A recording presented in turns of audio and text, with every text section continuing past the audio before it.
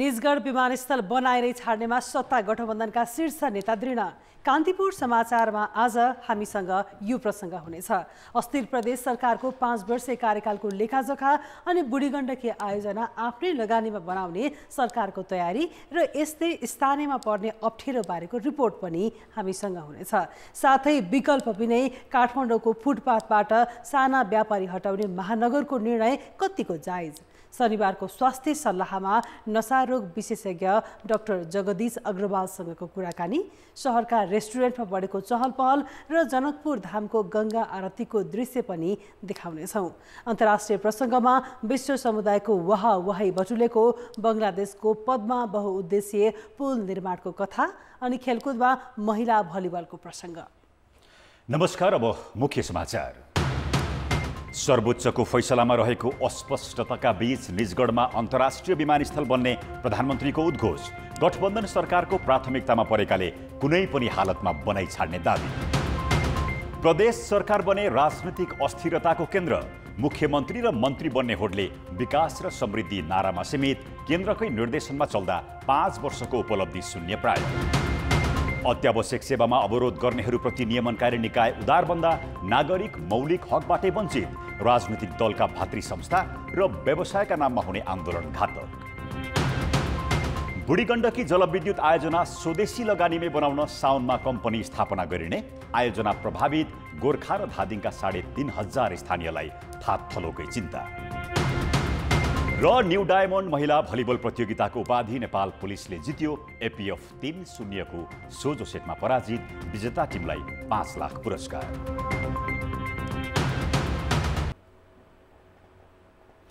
सर्वोच्च अदालतको आदेशसँगै बाराको निजगढ अन्तर्राष्ट्रिय विमानस्थल निर्माणमा अन्यल भइरहेका बेला सत्ता गठबन्धन दलका शीर्ष नेताहरूले निजगढ पुगेर विमानस्थल निर्माणको विकल्प नभएको बताएका छन्। प्रधानमन्त्री शेरबहादुर देउवासहित गठबन्धन दल नेकपा माओवादी केन्द्रका अध्यक्ष पुष्पकमल दाहाल, नेकपा एकीकृत समाजवादीका अध्यक्ष माधव कुमार नेपाल, जनता समाजवादी पार्टीका अध्यक्ष उपेन्द्र यादव र राष्ट्रिय जनमोर्चाकी उपाध्यक्ष दुर्गा पौडेल लगायत विभिन्न मन्त्रीहरू निजगढ पुगेर स्थलगत अवलोकन गरेका छन्। उनीहरूले कुनै पनि हालतमा निर्माण कार्य नरोकिने भन्दै स्थानीयलाई आश्वस्त पार्ने प्रयास मात्रै गरेनन्, सरकारको पहिलो प्राथमिकता रहेको उद्घोष समेत गरे। यस्तो अवस्थामा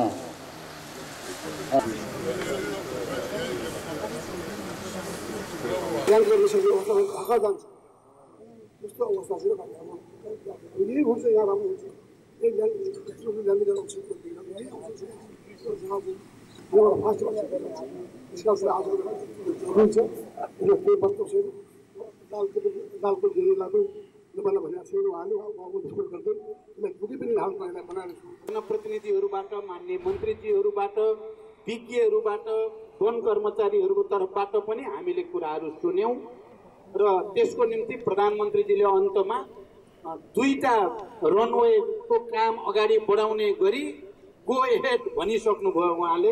हामी सबैले त्यसलाई समर्थन गरिसक्यौँ। सर्वोच्च अदालतले निजगढ विमानस्थल बनाउने विषयमा हालसम्म गरेका निर्णय रद्द गर्ने फैसला गरेको छ। यदि निर्माण गर्नुपर्ने भए विज्ञहरूको अध्ययन टोली बनाएर कमभन्दा कम वातावरणीय क्षति हुने ठाउँ छनौट गरी निर्माण गर्न आदेश दिएको छ। सर्वोच्चको फैसलाले निजगढमै विमानस्थल निर्माणको बाटो नरोकेको बुझाइमा रहेका सत्तारूढ दलका नेताहरू स्थलगत रूपमै प्रस्तावित विमानस्थल अवलोकन गर्न पुग्नुलाई विश्लेषकहरूले नजिकिँदै गरेको निर्वाचनसँग पनि जोडेर हेरेका छन्। संघीयतामा गएपछि प्रदेश सरकार मार्फत मुलुकको समृद्धिमा सहयोग पुग्ने सर्वत्र अपेक्षा गरिएको छ। तर प्रदेश सरकारको पहिलो 5 वर्ष प्रभावकारी बन्न भने सकेन। बरु केन्द्रमै जस्तै सरकार फेरबदलको खेल प्रदेशमा पनि देखियो। राजनैतिक दलका नेताहरू मुख्यमन्त्री र मन्त्री बन्ने होडमा लाग्दा प्रदेश सरकारहरू अस्थिर मात्रै भएका छैनन्, प्रदेशको विकास र समृद्धिमा पनि बाधा पुगेको छ। 6 महिना अघि बागमती प्रदेशको सरकार परिवर्तन भयो। परिवर्तन भएर एकीकृत समाजवादीले सरकारको नेतृत्व गर्यो। त्यस अगाडि एमालेबाटै 2 जना मुख्यमन्त्री भइसकेका थिए। अहिले पुनः बागमतीमा नेपाली काङ्ग्रेसको नेतृत्वमा सरकार गठन गर्ने पूर्ववत सहमति कार्यान्वयन गर्नुपर्ने भन्दै सत्ता सहयात्री दलका सांसदहरू हस्ताक्षर अभियानमा छन्। तर समाजवादी पार्टीका नेताहरू भने केन्द्रीय गठबन्धनको निर्णय अनुसार नै प्रदेश सरकार चल्ने भएकाले राजीनामा दिने अवस्था नआउने दाबी गर्छन्। सबै 7वटा प्रदेशको सन्दर्भमा चाहिँ केन्द्रीय गठबन्धन जे निर्णय हुन्छ त्यसलाई कार्यान्वयन गर्ने हो। केन्द्रीय गठबन्धनले चाहिँ फेरबदल गरौँ भन्दा त्यसमा अब हामीले नाइनास्ती भन्ने कुरा आउँदैन।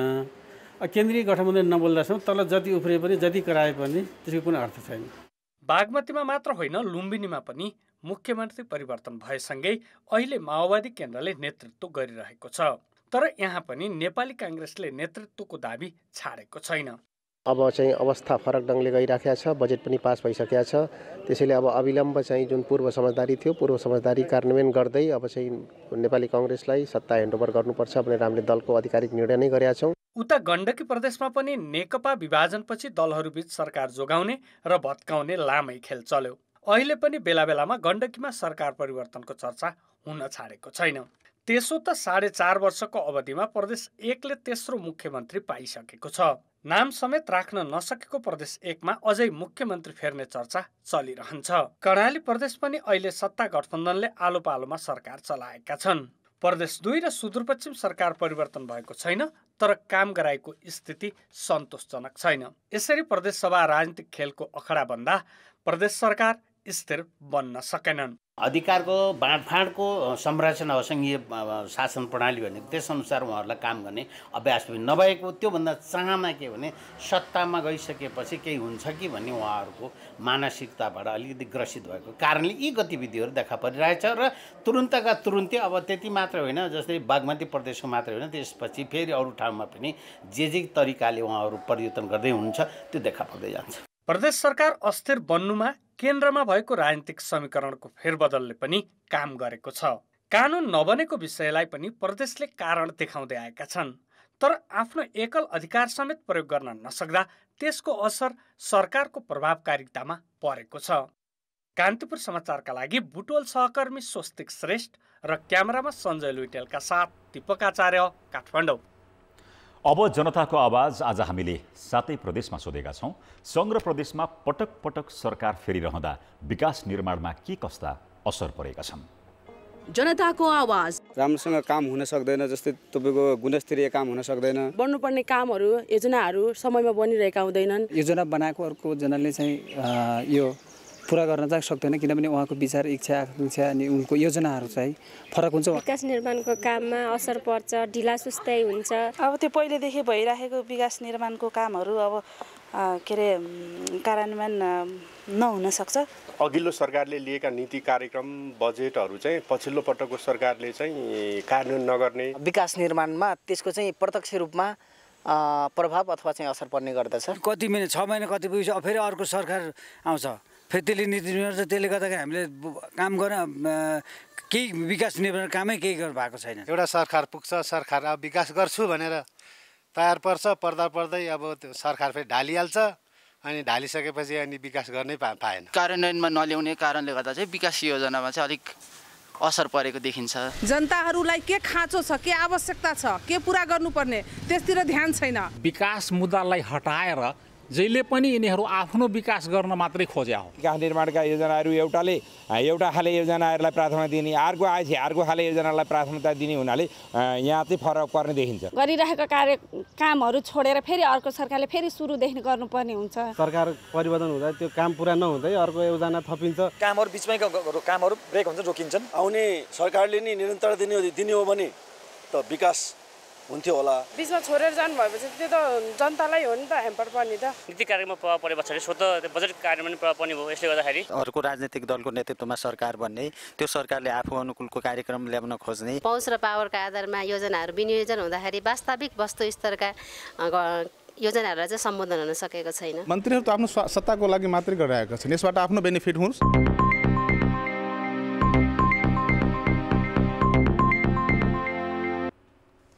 जुनसुकै परिस्थितिमा पनि बन्द अथवा अवरोध गर्न नपाउने भनेर सरकारले 19वटा सेवालाई अत्यावश्यकमा राखेको छ। ती सेवामा अवरोध र बाधा पुर्याउनेलाई कानुनले नै दण्डित गर्ने व्यवस्था छ। तर पछिल्ला केही वर्ष यता अत्यावश्यक सेवा दिने सरकारी निकायका कर्मचारीदेखि निजी व्यवसायीसम्मले तिनै सेवामा अवरोध गर्दा पनि नियमनकारी निकाय मौन छन्। अत्यावश्यक सेवा दिने कार्यालयमा पर्ने काठमाडौँ उपत्यका खानेपानी लिमिटेडको ढोकैमा 17 दिनदेखि केही कर्मचारी धरना दिएर बसेका छन्। काठमाडौँमा फैलिएको हैजाको स्रोत खानेपानी पनि हुन सक्ने आशंका भइरहेका बेला सरकारी स्वामित्वको खानेपानी संस्थाका कर्मचारी काम छोडेर आन्दोलित भएका हुन्। प्रमुख कार्यकारी अधिकृतको विरोधमा विभिन्न राजनीतिक दल समर्थित कर्मचारीले नै अत्यावश्यक सेवा दिने कार्यालयमा अवरोध सिर्जना गरिरहेका छन्।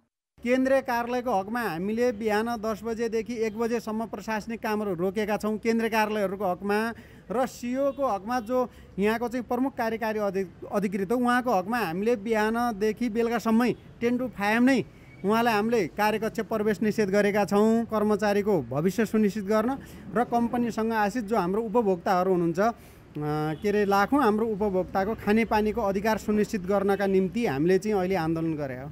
उनीहरूको माग राख्ने ठाउँ सम्बन्धित मन्त्रालय अथवा अन्य कुनै विधि हुन सक्छ, तर अत्यावश्यक सेवामा जागिर खाने अनि आफ्नै सेवा सुविधा पुगेन भन्दै कामै नगरी आन्दोलनमा उत्रिएका कर्मचारीप्रति न मन्त्रालयले कारवाही गरेको छ न समस्या समाधानको विधि नै खोजिएको छ।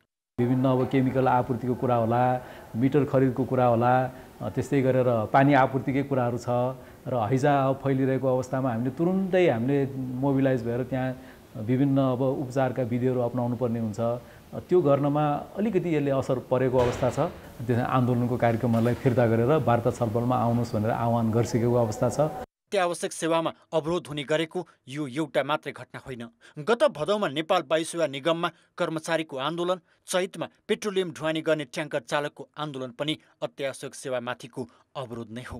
ट्रेड युनियन छ भन्ने बित्तिकै अब स्वास्थ्य सेवा जस्तो संवेदनशील सेवा, विमानस्थल जस्तो अब अत्यावश्यक सेवा र त्यसपछि खानेपानी लगायतका सेवाहरू चाहिँ यो हाम्रो मानव जीवनसँग प्रत्यक्ष रूपमा सम्बन्ध हुने सेवा भएकोले यस्ता सेवाहरूमा चाहिँ बन्द गर्न पाइँदैन। उहाँहरूलाई हाम्रो यो अत्यावश्यक सेवा सञ्चालन ऐनअनुसार कारबाही हुने एउटा छँदैछ। दोस्रो कुरो सम्बन्धित विभागीय कारबाही पनि हुन्छ। सम्बन्धित सेवासँग सम्बन्धित ऐनहरू छन्, ती ऐनहरूले पनि कारबाही गर्न सक्छ। त्यसो त अत्यावश्यक सेवा ऐनले सेवामा अवरोध गर्नेलाई 6 महिनासम्म कैदको व्यवस्था गरेको छ, तर एक साता अघि वायु सेवा सञ्चालकहरूको आन्दोलनका बेला बाहेक अरू बेला सरकारले कारबाहीको चेतावनी समेत दिएको छैन। कुनै प्रकारको बन्द हडताल सेवा इन्कारका नाममा आफ्नो अभिष्ट पुरा गर्नको लागि गरिने मागहरू जायज मान्न सकिँदैन। त्यो कानुन बमोजिम अपराध हो र त्यसलाई संरक्षण गरेर बस्ने र पुलुपुली हेरेर बस्ने र सेवा चाहिँ उपभोक्ताले चाहिँ सेवा नपाउने अवस्था सिर्जना गर्नु त राज्यले उपभोक्तामाथिको एक प्रकारको अपराध हो। आफूलाई अन्याय भएको छ भने माग राख्नु स्वाभाविक हो, तर राजनैतिक दलको भातृ सङ्गठन र व्यवसायको नाममा कामै नगरी आन्दोलन गरी नागरिकको मौलिक हक हनन गर्न खोज्नेहरूप्रति भने राज्य कठोर हुनुपर्छ। कान्तिपुर समाचारका लागि क्यामेरामा राजेन्द्र महर्जन र गोविन्द खत्रीका साथमा रमेश धमला, काठमाडौँ। अब जनमतको अन्तिम परिणाम। जनमतमा हिजो हाम्रो प्रश्न थियो, सरकारले लक्ष्य अनुसार राजस्व सङ्कलन गर्न किन नसकेको होला? ए महत्त्वाकांक्षी लक्ष्य, बी कर्मचारी संयन्त्रको कमजोरी र सी आयातमा कडाइको असर। जनमतको अन्तिम परिणाम यस्तो छ, ए महत्त्वाकांक्षी लक्ष्यमा 34%, बी कर्मचारी संयन्त्रको कमजोरीमा 52% र सी आयातमा कडाइको असरमा 14% मत प्राप्त भएको छ। अब आजको प्रश्न। जनमत हाम्रो प्रश्न छ, अत्यावश्यक सेवामा अवरोध हुने गरी आन्दोलन गर्ने परिपाटीलाई के भन्ने? ए निरीह सरकार, बी गैर जिम्मेवार कर्मचारी र सी जता पनि राजनीति। जनमतको अन्तिम परिणाम भोलि साँझ 8 बजेको कान्तिपुर समाचारमा प्रसारण गर्नेछौँ। कृपया न्युज स्पेस AB वा सी टाइप गरी 34001 मा SMS गरी आफ्नो मत व्यक्त गर्नुहोला। सुन्दा सधैँ राम्रा लाग्ने सरकारका नीति तथा कार्यक्रम प्राय कार्यान्वयनमै आउँदैनन्। चालु आर्थिक वर्षमा पनि सरकारले नीति कार्यक्रम र बजेट मार्फत घोषणा गरेका अधिकांश कार्यक्रम कागजमै सीमित भए। व्यापार सन्तुलनदेखि श्रम रोजगार, कृषि, उद्योग, शिक्षा, स्वास्थ्य, भौतिक पूर्वाधार सहित घोषित धेरै कार्यक्रममा यस वर्ष सामान्य उपलब्धि पनि हुन सकेन। बहादुर देउवा नेतृत्वको सरकारले 3 महिनाभित्रै कार्ययोजना बनाएर व्यापार सन्तुलन गर्ने उद्घोष गरेको थियो, तर कार्ययोजना नबन्दा परिणाम अहिले ठिक विपरीत छ। महिनै पछि व्यापार घाटा चुलिँदै जाँदा 16 खर्ब आसपासमा पुगेको छ। स्वदेशी उत्पादन वृद्धि गरी आयात प्रतिस्थापन गर्न निर्यात बढाउने सरकारी योजनाले पनि सार्थकता पाएन। मुलुकको आयातलाई हामीले जति किसिमले प्रतिस्थापन गर्नुपर्थ्यो त्यति किसिमले आयातलाई घटाउने, निर्यात बढाउने र व्यापार घाटा घटाउने एउटा लक्ष्य हुनुपर्थ्यो। त्यसमा केही अप्ठ्याराहरू रहे र हामी यसबाट धेरै कुराहरू सिक्यौँ पनि र आगामी वर्षमा त्यसलाई सुधार्ने किसिमले हामी नीति र कार्यक्रममा प्रवेश गरेका छौँ। हामी आगामी वर्षमा त्यसलाई अझ रिकभर गर्छौँ। कृषि क्षेत्रको आधुनिकीकरण र व्यवसायीकरण गर्ने घोषणा गरेको सरकारले अत्यावश्यक खाद्यान्नमा आत्मनिर्भर हुने लक्ष्य राखेको थियो। त्यसका लागि बाँझो जग्गामा खेती गर्ने, समयमै मल उपलब्ध गराउने, कृषि उपज ब्रान्डिङ गरी निर्यात गर्ने, कृषि उत्पादनको यथार्थ मूल्य निर्धारण गर्ने जस्ता योजना सार्वजनिक गरिएका थिए। तर न कृषकले समयमै मल पाए न अन्य कार्यक्रम नै कार्यान्वयनमा गए। त्यति मात्र होइन, कोरोना महामारीपछि सरकारले परियोजना धितो राखेर ऋण दिने, बेरोजगारलाई न्यूनतम 100 दिनको रोजगारी दिने, शैक्षिक बेरोजगारलाई प्रमाणपत्र धितो राखेर ऋण दिने भनेको थियो। तर घोषणा गरिएका अधिकांश कार्यक्रमको कार्यविधि नै बनेन। शिक्षा र स्वास्थ्य सहित भौतिक पूर्वाधार क्षेत्रका धेरै कार्यक्रम पनि कागजमै सीमित छन्। प्रचार प्रसारको लागि वा चुनावी हिसाबको लागि वा हामीले यस्तो गर्यौँ भनेर देखाउने प्रयोजनको लागि कार्यक्रमहरू ल्याइने गर्दाखेरि ती कार्यक्रमहरू व्यवहारमा कार्यान्वयनमा आउन नसकेको हिजोको वा वर्तमान अवस्थाको स्थिति छ। आवश्यक तयारी बिना नै हचुवाको भरमा कार्यक्रम घोषणा गर्ने राजनीतिक र प्रशासनिक नेतृत्वले कार्यान्वयनमा पहल नलिँदा कार्यक्रमको औचित्यमाथि नै प्रश्न उठेको छ। कार्यविधि बनाउनु पर्यो। कार्यविधि बनाउँदाखेरि थुप्रै मन्त्रालयको, कानुन मन्त्रालय, अर्थ मन्त्रालय, सम्बन्धित मन्त्रालयको जुन संलग्नता हुन्छ त्यो मन्त्रालयको जुन संयन्त्रले कार्यविधि बनाउनै 1 वर्ष लाग्थ्यो। तपाईँको बजेटमा उद्घोष गरेको, सरकारले घोषणा गरेको कार्यक्रम चाहिँ सम्पन्न हुन सकेन। घोषित योजना र कार्यक्रम समयमै पूरा गर्न सकियोस् भनेर आर्थिक वर्ष सुरु हुनुभन्दा 1.5 महिना अगावै बजेट ल्याउने संवैधानिक व्यवस्था गरियो। तर विभागीय मन्त्रालय जिम्मेवार नहुँदा योजना कार्यान्वयनको समस्या हट्न सकेको छैन। कान्तिपुर समाचारका लागि क्यामेरामा सञ्जय लुइटेल र गोविन्द खत्रीका साथ बाबुराम तिमिलसिना, काठमाडौँ। प्रदेश र प्रतिनिधि सभा निर्वाचनको मिति घोषणाको तयारी भइरहेका बेला सत्ताको नेतृत्वकर्ता नेपाली काङ्ग्रेसमा आन्तरिक असन्तुष्टि बढ्दो छ। शेखर कोइराला नेतृत्वको समूहले सरकार र पार्टी नेतृत्व नै असफल भएको निष्कर्ष निकालेको छ। त्यति मात्र होइन, कोइराला समूहले गठबन्धनको औचित्यमाथि प्रश्न उठाएको छ। यसलाई संस्थापन पक्षले भने उम्मेदवार छनौटको बार्गेनिङका रूपमा बुझेको छ। नेपाली काङ्ग्रेसका नेता शेखर कोइराला समूहले पार्टी सभापति समेत रहेका प्रधानमन्त्री शेरबहादुर देउवाको सरकार सञ्चालनको कार्यशैलीप्रति असन्तुष्टि मात्र जनाएका छैनन्, सरकार र पार्टी सञ्चालनमा असफल भएको निष्कर्ष नै निकालेको छ। काठमाडौँमा भएको कोइराला पक्षको भेलाले प्रधानमन्त्री देउवा पार्टीको भन्दा गठबन्धनको प्रधानमन्त्री बन्न खोजेको आरोप लगाउँदै गठबन्धनको औचित्यमाथि नै प्रश्न उठाएको छ। भाग चाहिँ होइन, न्यायोचित भित्र त अवसरको न्यायोचित भित्र त हुनु पर्यो, न्याय त हुनु पर्यो नि, विवेक त हुनु पर्यो नि। विवेक भन्नु मतलब एउटा बच्चाले रोयो भनेर त्यसलाई पिटेर तर लाउने कुरा त राम्रो होइन नि त। यो बच्चा किन रोयो भनेर खोज्नु पर्यो नि। त्यसो त संस्थापन पक्ष पनि कोइराला समूहप्रति असन्तुष्ट छ। पार्टी भित्रका विषय आन्तरिक रूपमा छलफल गर्नुपर्नेमा गुटको भेला गरेर कोइराला समूहले आसन्न प्रदेश सभा र प्रतिनिधि सभाको निर्वाचनमा उम्मेदवार छनौटमा बार्गेनिङ सुरु गरेको संस्थापन पक्षको बुझाइ छ। यो समस्या चाहिँ साझेदारीको या चाहिँ अलिकति हिस्सेदारीको या एकअर्कालाई रिकग्निसन पाउने या दिने कुरासँग ज्यादा सम्बन्धित छ जस्तो मलाई लाग्छ। यसमा पार्टीभित्र छलफल हुनसक्छ, बहस हुनसक्छ। पार्टीभित्र र सरकारपछि सबैका सामु यस्तो परिस्थिति छ भने बुझ्दै पनि एउटा चाहिँ नि केही न केही त कुरा अलिकति चुनावी रणनीति पनि हुनसक्छ। कोइराला समूहको गुनासो सभापति देउवा पार्टीको विधान विपरीत चलेको भन्ने छ। स्थानीय तह निर्वाचनमा टिकट वितरण, केन्द्रीय सदस्य मनोनयनमा गरिएको एक पक्षीय निर्णयप्रति कोइराला समूहको असन्तुष्टि छ। 27 गते बस्ने केन्द्रीय समिति बैठकमा यस्ता विषयमा जवाफ खोज्ने तयारी कोइराला समूहले गरे पनि उसको मुख्य ध्यान भने आगामी प्रतिनिधि सभा र प्रदेश सभाको उम्मेदवारी छनौटमै देखिन्छ। कान्तिपुर समाचारका लागि क्यामेरामा मुरारी घिमिरेका साथ पर्वतराज घिमिरे, काठमाडौँ। काठमाडौँ महानगरपालिकाले नगरलाई व्यवस्थित गर्ने भन्दै सडक पेटीमा व्यापार गर्नेलाई बलपूर्वक हटाउने गरेको विषय नयाँ होइन। स्वाभाविक रूपमै सडक पेटी पैदल यात्रीकै निम्ति हो। सडक पेटी व्यापारीले कब्जा गर्दा यात्रुलाई असुविधा मात्र भएको छैन, यसले सहरको सौन्दर्य पनि बिगारेको छ। तर वैकल्पिक व्यवस्था नगरी सडक व्यापारीलाई नगर प्रहरीले अमानवीय रूपमा हटाएको दृश्य अप्रिय देखियो। हेटौडाका 89 वर्षीय शमशेर अधिकारीले काठमाडौँको बागबजारको सडक पेटीमा 1.5 वर्षदेखि सानो पसल चलाउँदै आएका छन्। उमेरको उत्तरार्धमा सडक पेटीमा धुलो धुवाँ नभनी दिनभर कुर्नु उनको रहर होइन, बाध्यता हो। अब आफू त खानु परिहाल्छ।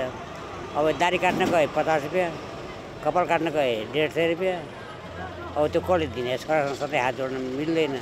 त्यही आफ्नो दुःख सुख गरेर। भोजपुरकी सीता थापाले त सडकमै 1.5 दशक बिताइसकिन्। महानगर प्रहरीले धेरै पटक सामान उठाइसक्यो। 5 वर्ष पहिले त जरिवाना लिएर सामान फिर्ता दिन्थ्यो, तर अहिले त लुटको शैलीमा सामान जफत गर्ने गरेको उनको गुनासो छ।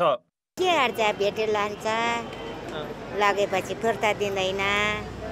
अनि पहिले त यहाँभन्दा 5 वर्ष अगाडि त लगेको सामान पनि जरिमाना तिरेर ल्याउन पाइन्थ्यो, अहिले ल्याउन पाइँदैन।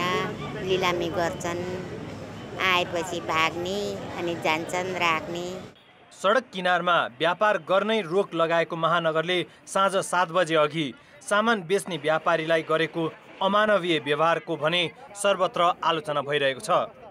दिँदैन, भागेर बस्ने हो। आयो भने सामान लान्छ, दिँदैन सामान, लग्यो भने दिँदैन, फेरि हाल्यो सामान, फेरि लान्छ। सडक एवं पेटी सवारी साधन र यात्रीकै लागि हो, तर कतै ठेक्कामा पार्किङ गर्न दिने महानगरले सडक व्यापारीलाई यथोचित व्यवस्था गर्नेतर्फ नसोच्नुले ठुला व्यापारीलाई चैन, सानालाई ऐन भन्ने उखान चरितार्थ भएको छ। नगर प्रहरीको असंवेदनशील र अमानवीय व्यवहारले साना व्यापारी मर्माहत भएका छन्। तर यसतर्फ नगर प्रहरी भने नेतृत्वको निर्देशन र कानुनी व्यवस्था भन्दै पन्छिन्छ। नेतृत्वको मेन लाइनभन्दा बाहिर गएर चाहिँ नगर प्रहरीले काम गर्दैन।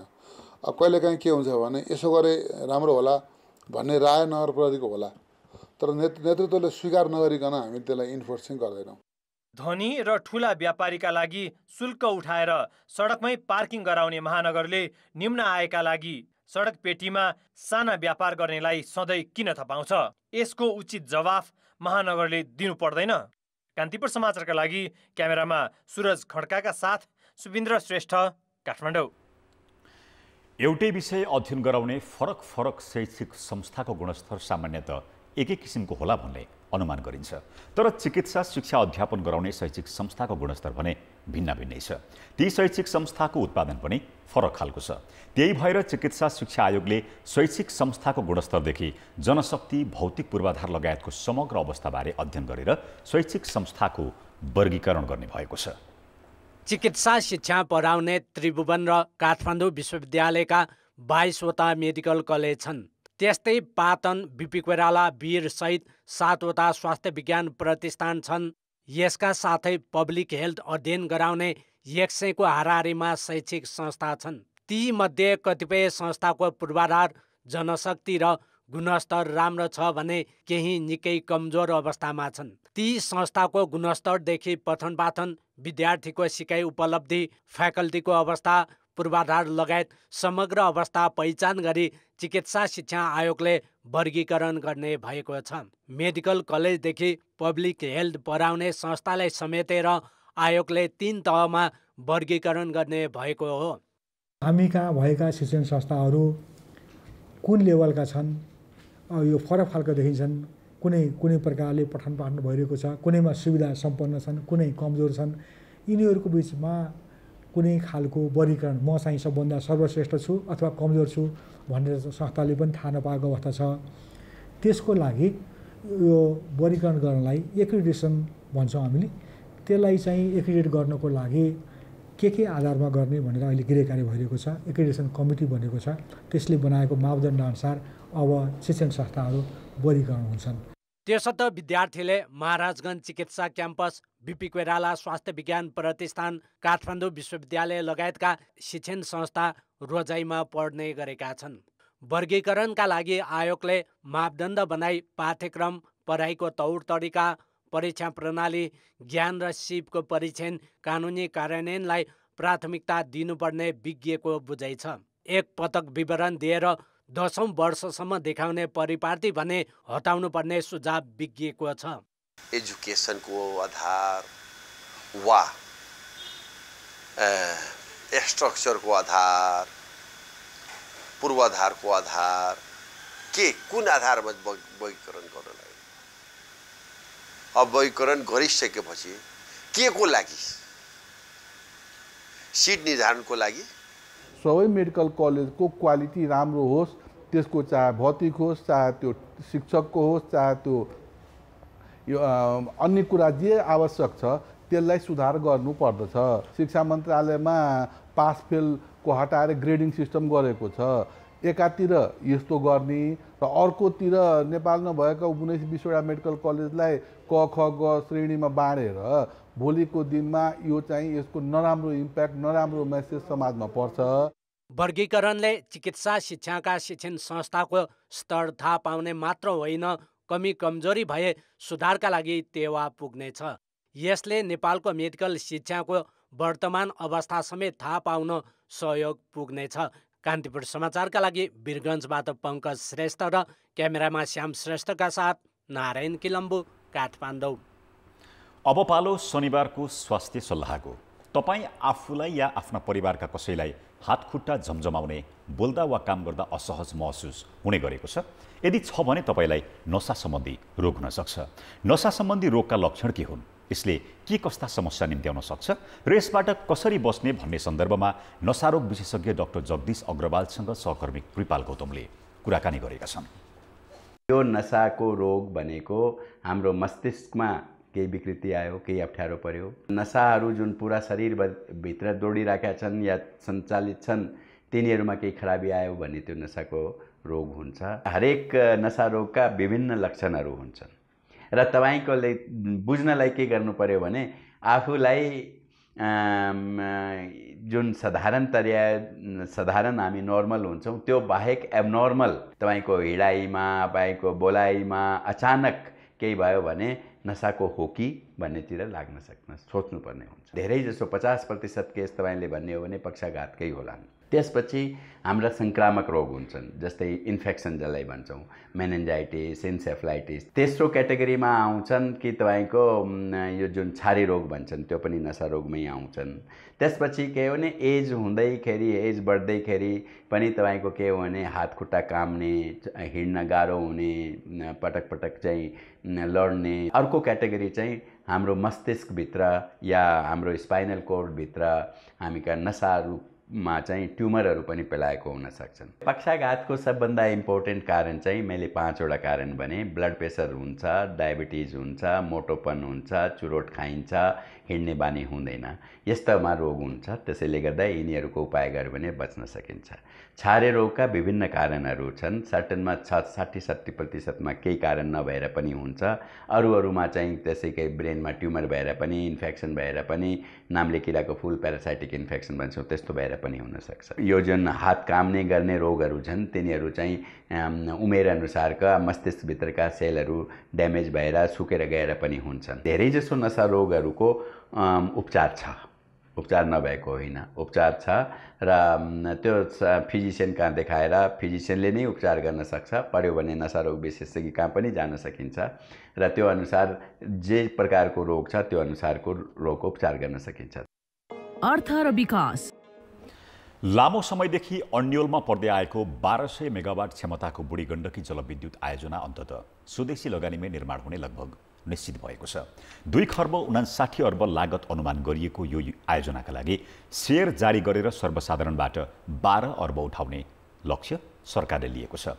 यसका लागि आगामी महिना नै कम्पनी स्थापना गरेर काम सुरु गरिने भएको छ। करिब 39 वर्ष अघि अर्थात् 2040 सालमा गोर्खा र धादिङको सिमाना भएर बग्ने बुढीगण्डकी नदीमा जलविद्युत आयोजना बनाउन सरकारले पूर्व सम्भाव्यता अध्ययन गरेको थियो। राष्ट्रिय गौरवको आयोजना निर्माण गर्न ठूलो धनराशि आवश्यक पर्ने भएपछि स्रोत जुटाउने प्रयास हुँदै आएको थियो। तर अहिले यसलाई सरकार आफैले निर्माण गर्ने निर्णय गरेको छ। त्यसका लागि साउनमै कम्पनी स्थापना गरेर परामर्शदाता र कर्मचारी भर्ना गर्ने तयारी छ। ऊर्जा मन्त्रालय, अर्थ मन्त्रालय अनि ऊर्जा अन्तर्गतै हाम्रो विद्युत उत्पादन कम्पनी छ। त्यसपछि एनईए अनि पब्लिक गरेर हामीले एउटा सामान्य सेयरको बाँडफाँड गरेर अब क्याबिनेट निर्णय भएको छ। यो महिनाभरिमा कम्पनी दर्ता गरिसक्छौँ। कम्पनी दर्ता गरिसकेपछि हामी कम्पनीमा जनशक्ति हायर गर्छौँ। जनशक्ति हायर गरेपछि हामी कन्सल्टेन्ट नियुक्त गर्छौँ। कन्सल्टेन्ट नियुक्त गरेपछि चाहिँ हामी कन्स्ट्रक्सनको टेन्डरमा जान्छौँ। बुढीगण्डकी बनाउने कम्पनीको अधिकृत पुँजी 60 अर्ब रुपियाँ बराबरको हुनेछ, जसमा ऊर्जा मन्त्रालयको 40% हिस्सा अर्थात् 24 करोड किता सेयर, अर्थ मन्त्रालयको 25% अर्थात् 15 करोड किता सेयर हुनेछ। त्यसैगरी नेपाल विद्युत प्राधिकरणले 8 करोड 40 लाख किता अर्थात् 14% सेयर लिनेछ। स्थानीय र सर्वसाधारणका लागि समान 10% अर्थात् 6 करोड किता सेयर जारी गरिनेछ। सर्वसाधारणले चाहे जसरी लगानी गर्न नपाएको गुनासो आएका बेलामा यो आयोजनाले सेयर निष्कासन गर्यो भने आम जनताबाट पैसा जुटाउन भने कठिन छैन, किनभने यसअघि नेपाल इन्फ्रास्ट्रक्चर बैंकले 8 अर्बको सेयर निष्कासन गरेकोमा झण्डै 2.5 गुणा बढी अर्थात् करिब 18 अर्ब रुपियाँ बराबरका सेयरका लागि आवेदन परेको थियो। बुढीगण्डकी आयोजनामा 1% अर्थात् 60 लाख किता सेयर विद्युत उत्पादन कम्पनीलाई दिइनेछ। आयोजनाको प्रतिफल 10% को हाराहारीमा भयो भने रणनीतिक हिसाबले महत्त्वपूर्ण मानिएको छ। बुढीगण्डकी चाहिँ बनाउनु पर्छ, आफ्नै स्रोत साधनले बनाउन सक्थ्यो। अब अहिले जुन आयो कम्पनी मोडलमा गएर बनाउने भनेको त्यो पनि नराम्रो होइन, तर यसलाई ढिलो गर्नु भएन, यसलाई सुरु गर्नु पर्यो। आगामी आर्थिक वर्षमा यसमा चाहिँ गएर बुलडोजर र कामदारहरू गएर प्राविधिज्ञहरू गएर साइटमा काम सुरु भएको हुनु पर्यो, तब मात्रै जनताले पत्याउँछ। त्यसो त यो आयोजना पटक पटक राजनीतिको शिकार भएको छ। पूर्व सम्भाव्यता अध्ययन सकिएको करिब 4 दशकको बीचमा आयोजना सम्बन्धी फरक निर्णय भए। कहिले विकास समिति मार्फत बनाउने त कहिले विदेशी कम्पनीलाई दिने निर्णय भए। अन्ततः अहिले सरकारले कम्पनी मार्फत निर्माण अघि बढाउने त भनेको छ, तर यसभित्र पनि राजनीतिक दाउपेच नहोला भन्न सकिने अवस्था भने छैन। अब यो नयाँ कम्पनी खोल्ने, सबै नयाँ मान्छे लिएर आउने, नयाँ व्यवस्थापन गर्ने भनेपछि चाहिँ अब अहिलेको सरकार र अहिलेको मन्त्रीको चाहिँ निश्चित ध्येय के होला भने कम्पनी खोल्ने, केही मान्छेहरूलाई जागिर खुवाउने, केही मान्छेलाई सिओ नियुक्ति गर्ने, केही मान्छेलाई बोर्ड मेम्बरहरू बनाउने, त्यो राजनीतिक फाइदाका लागि प्रयोग। जस्तै हिजो विकास समितिको नाममा अथवा विदेशी कम्पनीलाई दिने नाममा अथवा विद्युत प्राधिकरणले आफै बनाउने नाममा गरे जस्तै यो एउटा फेरि राजनीतिको प्रयोग हो जस्तो लाग्छ। आयोजनाको मुआब्जा वितरणको काम लगभग सकिएको छ। लगानी र प्रतिफलका हिसाबले मात्रै नभई राज्यले रणनीतिक लाभ समेत पाउने भएकाले सरकारमा बसेकाहरूले यसलाई चर्चामा आउने मेलो मात्र नबनाई साँच्चैकै निर्माण गर्ने आँट गरे मुलुकमा परिवर्तनमा कोसै ढुङ्गा साबित हुन सक्छ। कान्तिपुर समाचारका लागि क्यामेरामा रूपक कुरेराका साथमा सुधिल पोखरेल, काठमाडौँ। बुढीगण्डकी जलविद्युत आयोजना आफैले निर्माण गर्ने सरकारी तयारीसँगै प्रभावित क्षेत्रका बासिन्दा कहाँ जाने भन्ने अन्यलमा परेका छन्। सरकारले डुबान क्षेत्रमा पर्ने निजी सम्पत्तिका लागि 39 अर्ब 39 करोड रुपियाँ मुआब्जा वितरण गरिसकेको छ। तर कम जग्गा जमिन भएका र थोरै मुआब्जा बुझेका प्रभावितलाई अब कहाँ जाने भन्ने चिन्ता छ। गोर्खा दर्बुङकी 44 वर्षीय सुमित्रा सुनारले जग्गाको 10 लाख र घरको 14 लाख मुआब्जा पाइन्। पहिलोपटक बुझेको 10 लाख छोरीको विवाह र साउको ऋण तिर्दैमा सकियो। घर र गोठ बापत पाएको 14 लाखले अन्य ठाउँमा जग्गा किन्न नसकेपछि उनलाई अब कता जाने भन्ने चिन्ताले सताएको छ। त्यो पैसाले अब त्यतिले हामीलाई जग्गा किन्न जाम भने जग्गा किन्न चितवनमा जग्गा नसक्ने, काठमाडौँ सक्ने काठमाडौँ गयो, थोरै किन्न भने चितवन जाम भनेको। बुढीगण्डकी जलविद्युत आयोजनाबाट डुबानमा पर्ने गोर्खाका 4 र धादिङका 6 गरी 10वटा स्थानीय तहका 3560 घरधुरी पूर्ण रूपमा र 12000 घरधुरी आंशिक रूपमा विस्थापित हुनेछ।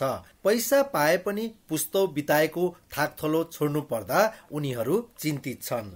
हामीले चाहिँ 7औं पुस्तक बिताइयो, 10औं पुस्तक बिताइयो। हाम्रो बाजे जिजु कहिलेदेखिको यहीँ थिए होइन, यहीँ थिए भनेपछि हामी चाहिँ अब विकास हुन्छ नेपालमा भने छोडिदिउँ। हामीलाई यही ठाउँ ठिक थियो। जनतालाई चाहिँ आलेटाले गरेर रोकेर यो गरेर भने कि यो छिटोभन्दा छिटो बनोस् हेरे कि भने हामीलाई जहाँको त्यहीँ हामी बस्न पाऊँ। गोर्खा र धादिङका गरी डुबानमा पर्ने 48,988 रोपनी जग्गाको मुआब्जा आयोजनाले वितरण गरेको छ। त्यस्तै घर, गोठ, भौतिक संरचना, बोट बिरुवा तथा फलफूलको मुआब्जा बापत 5 अर्ब 30 करोड वितरण गरिएको छ। आयोजना प्रभावितको पुनर्वास तथा पुनर्स्थापना समेत गर्दा 61 अर्ब खर्च हुने अनुमान छ। अझै अब यो पुनर्वास होइन पुनर्स्थापना तपाईँको यी पक्षहरू गर्नको लागि अब तपाईँको बजेट चाहिँ झन्डै 61 अर्ब जतिको सुरुको हो। त्यो अझ लागत अझ बढ्न नि सक्छ। कुल 1200 मेगावाट क्षमताको जलाशययुक्त जलविद्युत आयोजना निर्माण सुरु भएको 94 महिनामा सम्पन्न गर्ने लक्ष्य छ। कान्तिपुर समाचारका लागि भीमलाल श्रेष्ठ, गोर्खा। पछिल्लो 8 वर्षदेखि नियमित हुँदै आएको जनकपुर धामको गंगा आरती अहिले पर्यटकको विशेष आकर्षण बनेको छ। मठ मन्दिर र पोखरीको सहर जनकपुरले धार्मिक परम्पराको जगेर्नासँगै जल र वातावरण संरक्षणको क्षेत्रमा अहम भूमिका निर्वाह गरेको छ।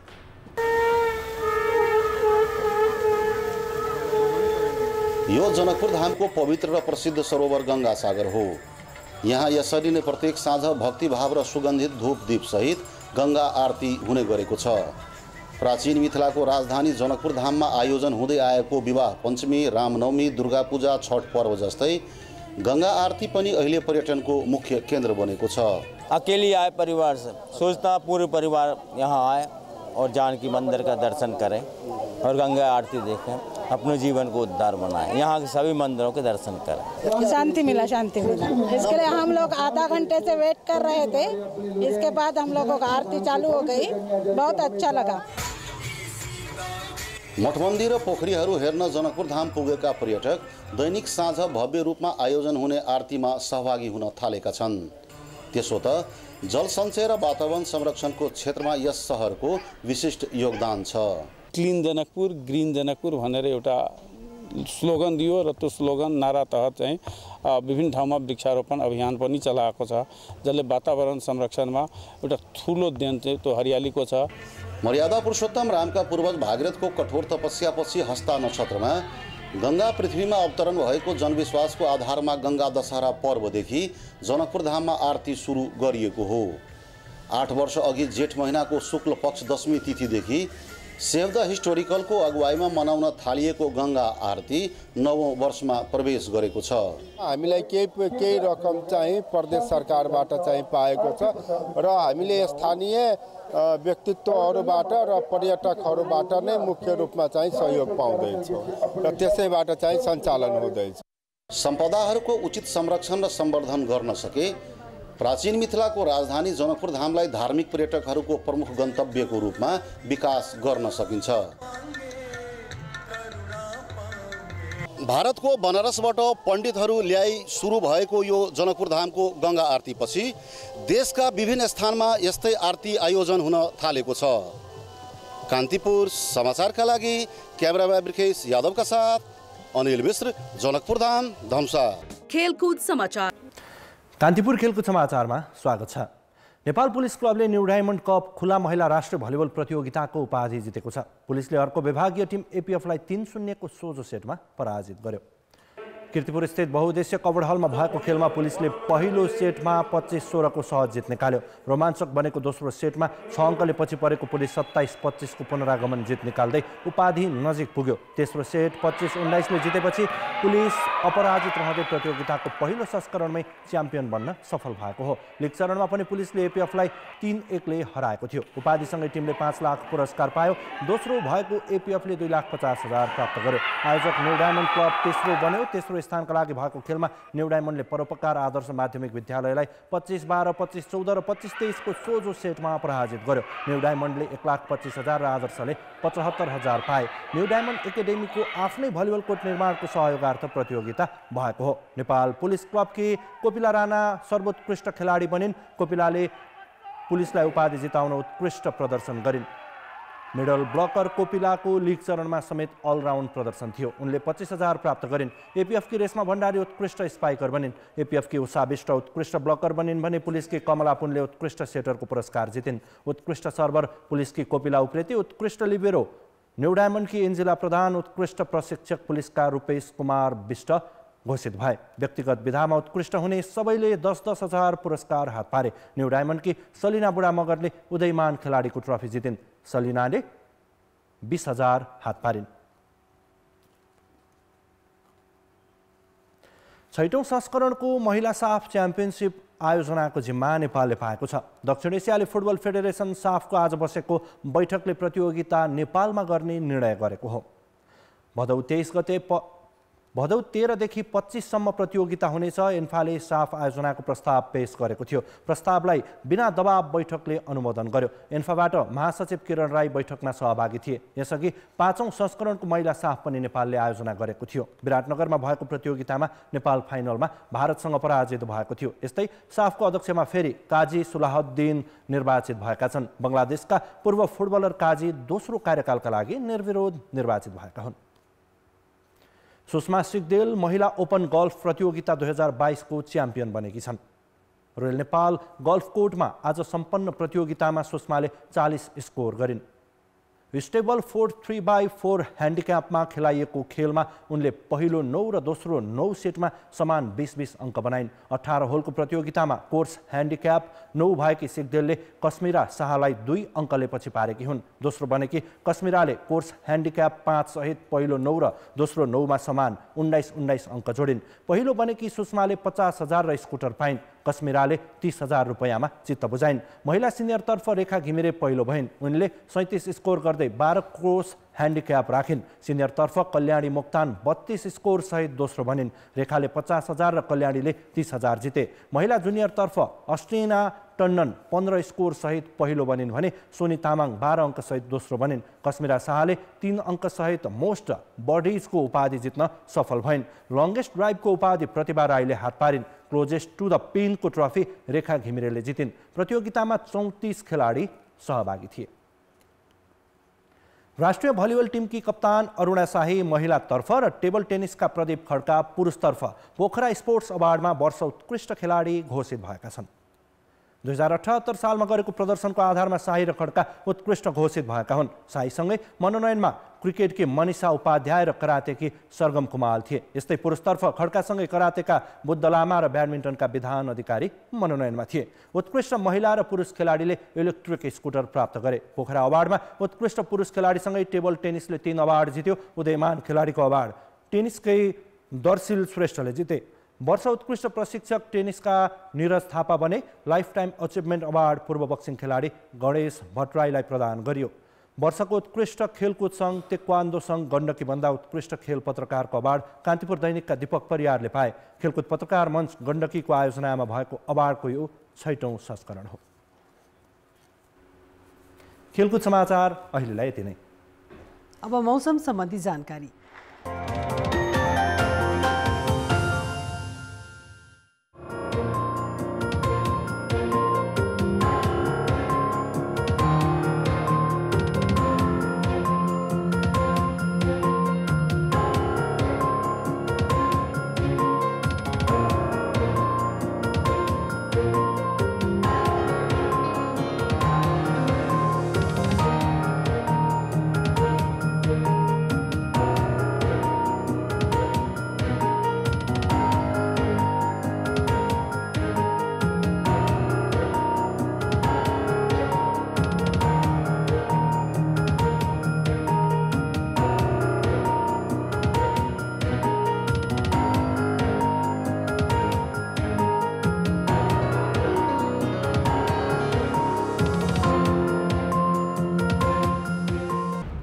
कान्तिपुर समाचार अहिलेलाई सकियो। कान्तिपुर टेलिभिजन हेर्दै गर्नुहोला। नमस्ते।